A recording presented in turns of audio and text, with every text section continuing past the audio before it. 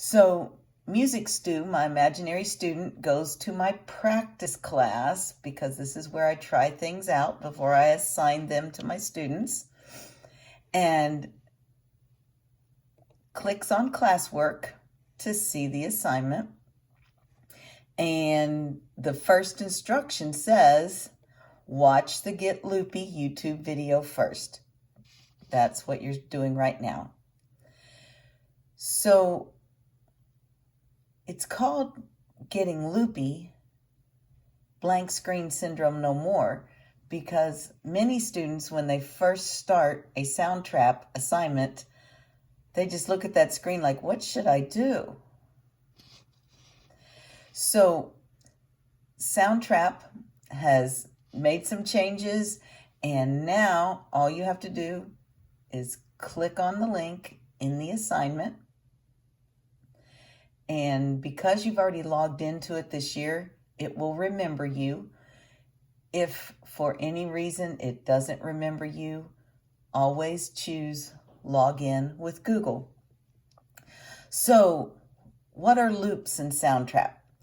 Loops are this purple circle up in the right, and it gives me all kinds of pre-recorded beats, things that we'll be able to use later when we do podcasts and stuff like that, because all podcasts have to have musical little jingles and parts in between the different sections.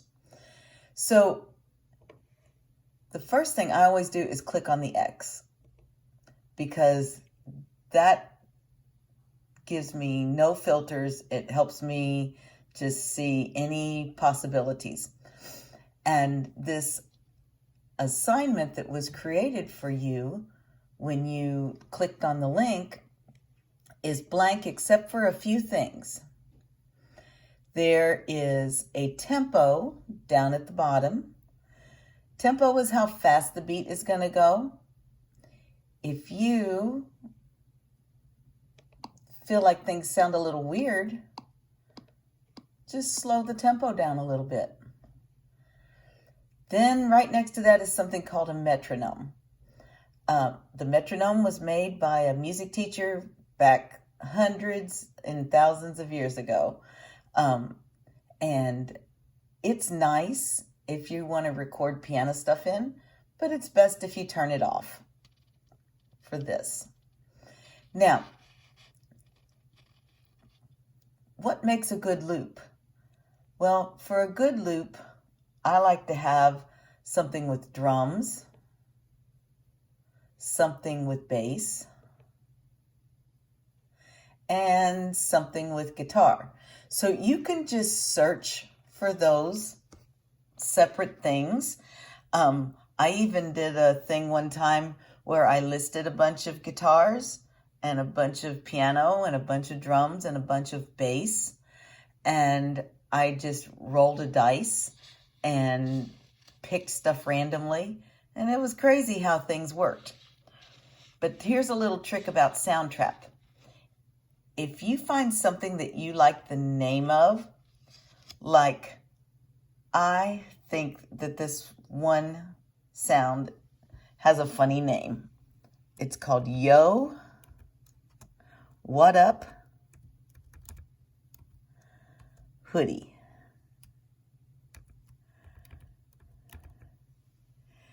And when you have a loop, you just drag it over to where it says add a new track.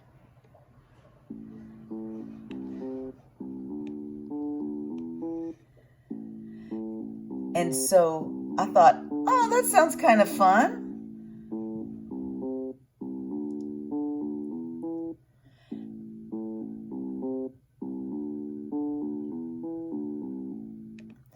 Now, there's this purple line right above it. That's what made it keep starting over. Once I get my loop going, I usually turn that off, but I'm going to leave it on for right now. And so I can see that that falls into the bass category, hip hop, rhythm and blues. So I might go, what would sound good with that bass. So I might go to something like the beats.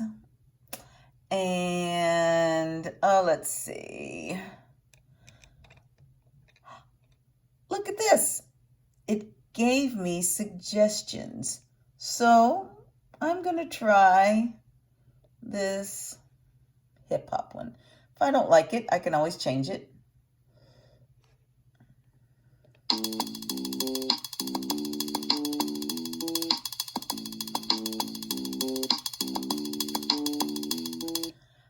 I think I'd like for my bass sound to be louder. So to make it go louder, there's a volume, and I click on it and I drag my mouse up.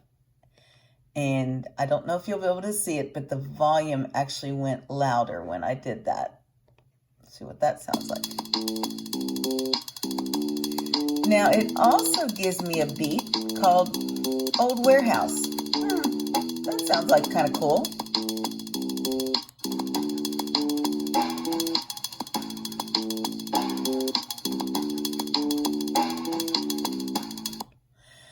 And I think, I think I'm going to try this one called Dopey just because it sounds fun.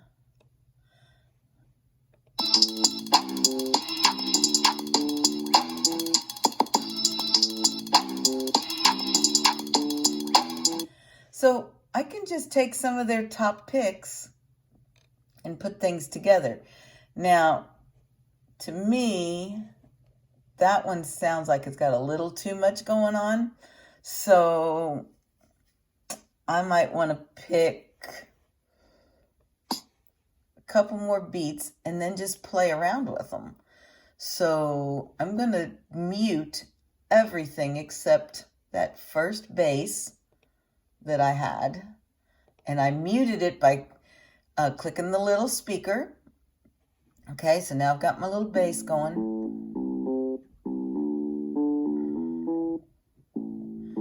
And here's what it sounds like with Dopey. So all I did was unmute that one. Now I wonder what Dopey would sound like with hip hop too. And I'm not thrilled with that. Wonder what hip hop 1 sounds like.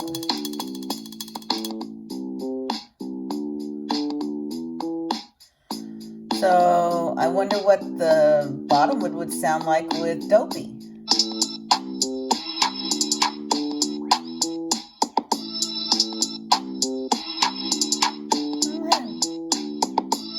So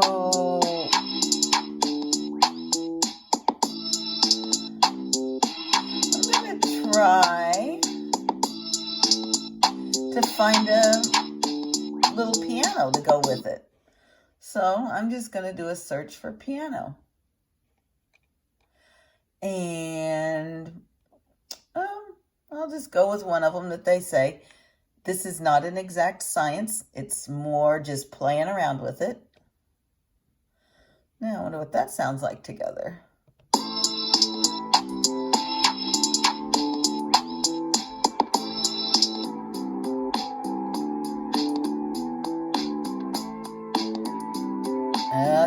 So do not like that piano. I'm going to go for just piano. So when I go over here and I pick just piano, it gives me some more ideas. I'm going to try this one called Vermont Piano Chords 6. I don't know what it's going to sound like, but let's go back and see what they sound like together.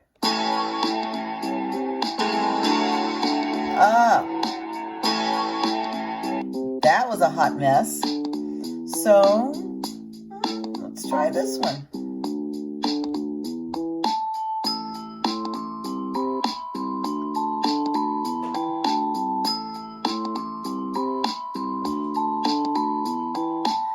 I could live with that.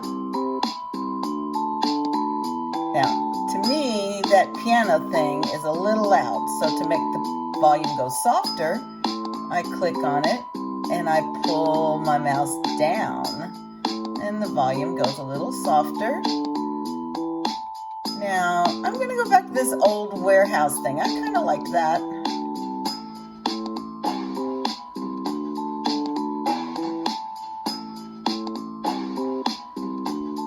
So now, I've got something I can live with. And so what I want to do, I ended up with 3 of my tracks muted. So I don't need to keep those. So the 3 little hot dogs, I click on that and I delete that track because I decided I didn't want that one. And I'm going to delete the second one that I decided I didn't want. Now, some of you are going to be so good at this, you might have 5, 6, 7 tracks that go together. But I'm going to stick with 4 because that's pretty average. 4 would be the minimum you would want for a nice track. So here's what it sounds like after I messed with it a little bit. Remember, I turned up the volume on the bass and I turned down the volume on the keyboard one. Let's see what it ends up like.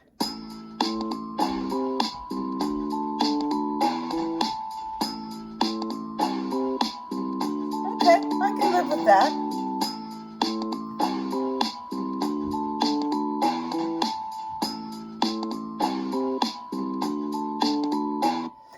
Now, the thing about Soundtrap that I have preached is that it does not save on its own. So when I get one the way I like it, I push save.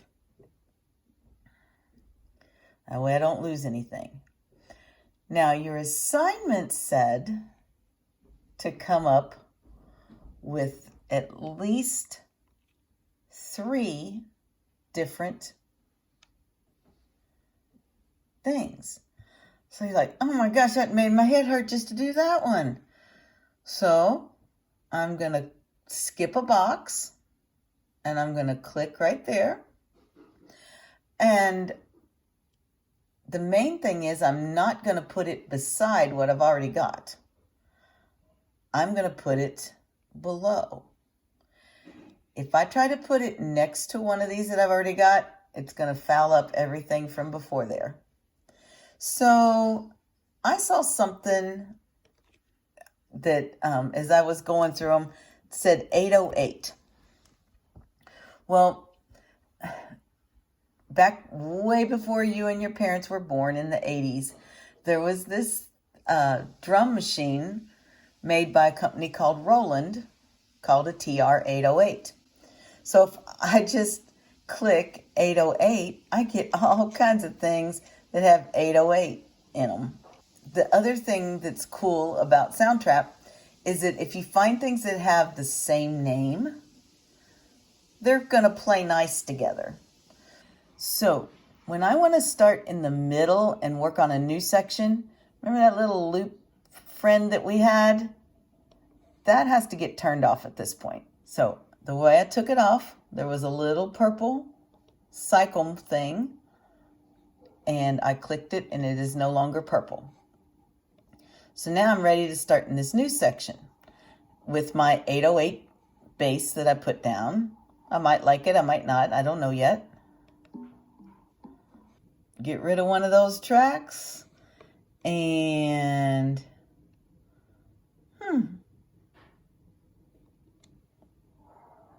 this one's called Dirt. Let's see what that sounds like with it. Again, just randomly picking things. I did not plan these ahead of time.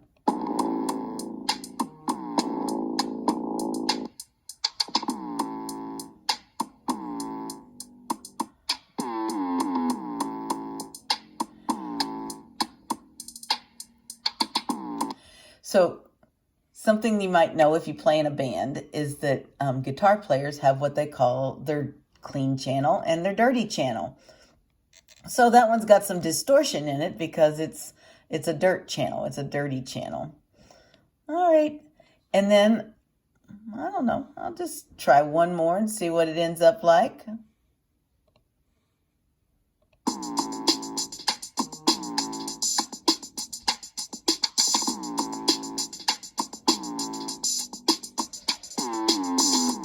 let's see, let's take 808 and let's put in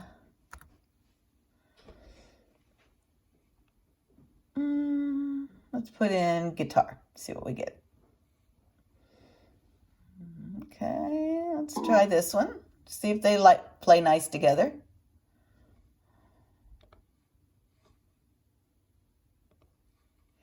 So I click at the X right on the section I'm working on.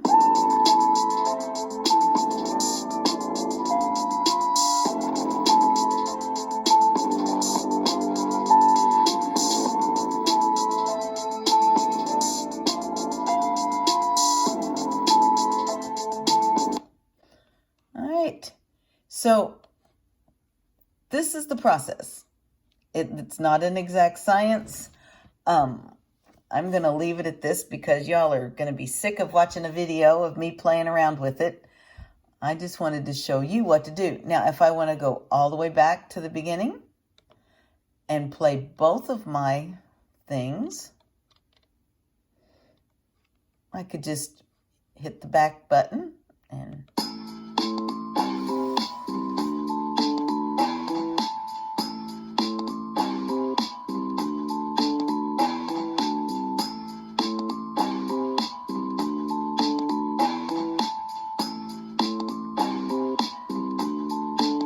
it'll be silent for just a bit.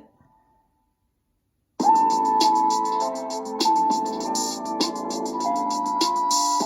can slide it over and look at it.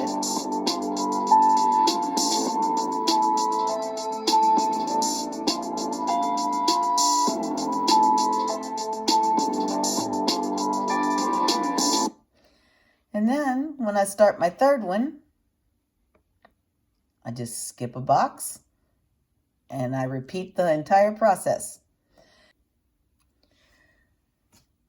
So let's say you get one of them done and you want to come back to it later. As long as you click through the assignment, it will come back up in exactly where you left it. And it might even suggest that you add some collaborators. You can do that or not, it doesn't matter. Just remember that whatever you turn in is your assignment. So if you choose collaborators, make sure they're people that are not going to just make a big mess out of things. Now, when it's time to turn it in, I go back to the classroom.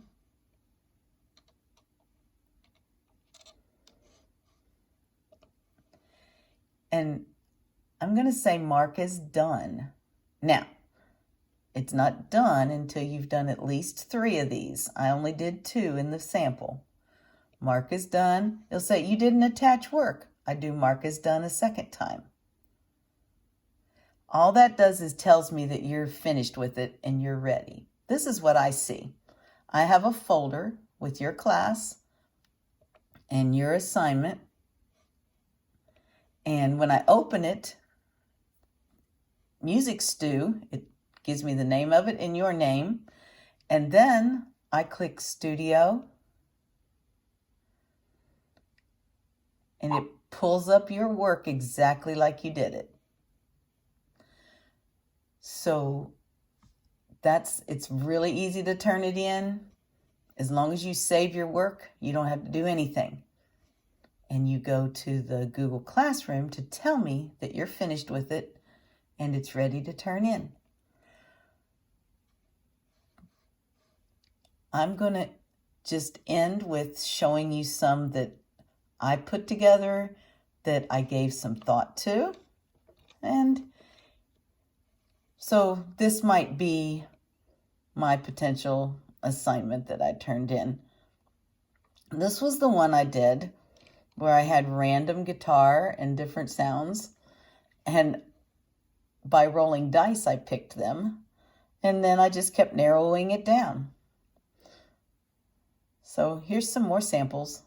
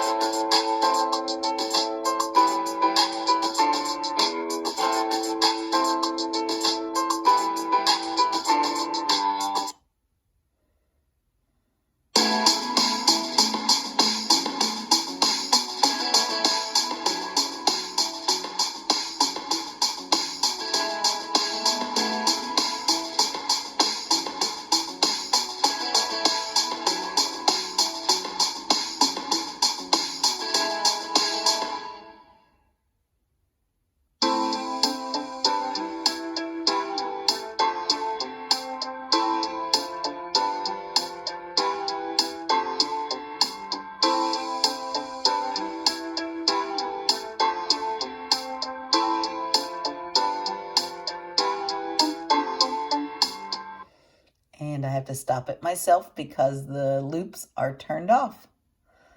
Have a great day.